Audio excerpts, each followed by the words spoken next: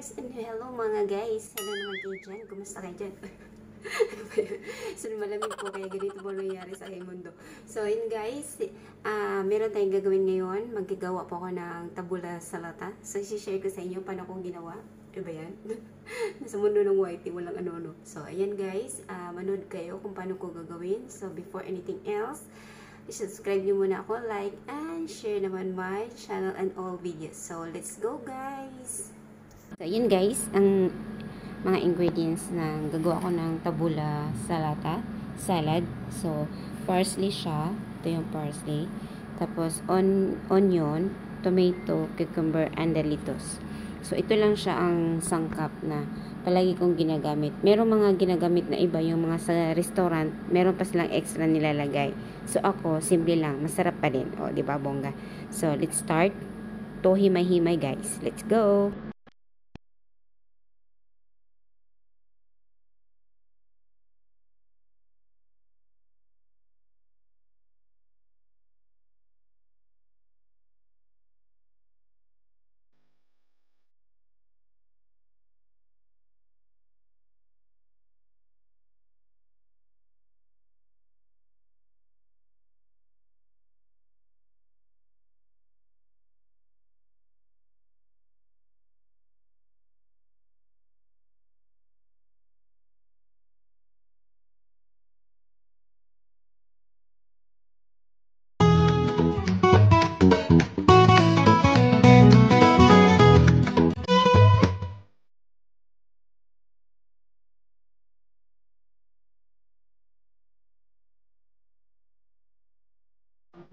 Guys.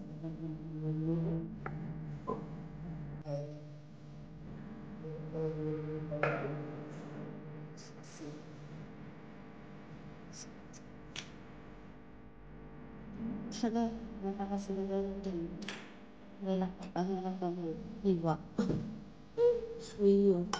Hirap kaya kasi dapat kasi liitan mo. Ayan, sarap po yan siya ang tabula guys. The best po itong tabula. Tingnan natin kung masarap. Sarap. So, ayan na. Tapos na aking salata na tabula. Lagyan natin ng decoration. Para maging maganda naman. May presentation na.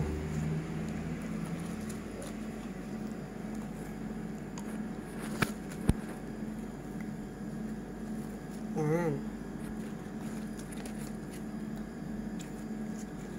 Naugasan ko pa to guys. So, huwag kayong ano. Yan. Yan na yung tabula ko. Wow!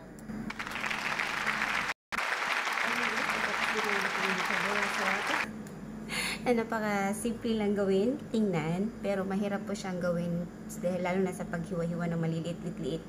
Kaya nga, dami ko ng mga ano dito sa kamay ko. So, okay lang yan guys, dahil nag-work So, yun lang guys ang masishare ko sa inyo about tabula salata.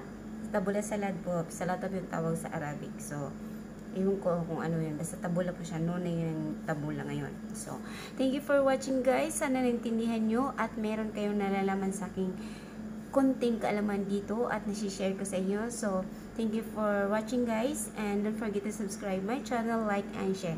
Okay guys, let's go. Bye guys. Hanggang sa aking muling pagbablog ng cooking. So, bye guys.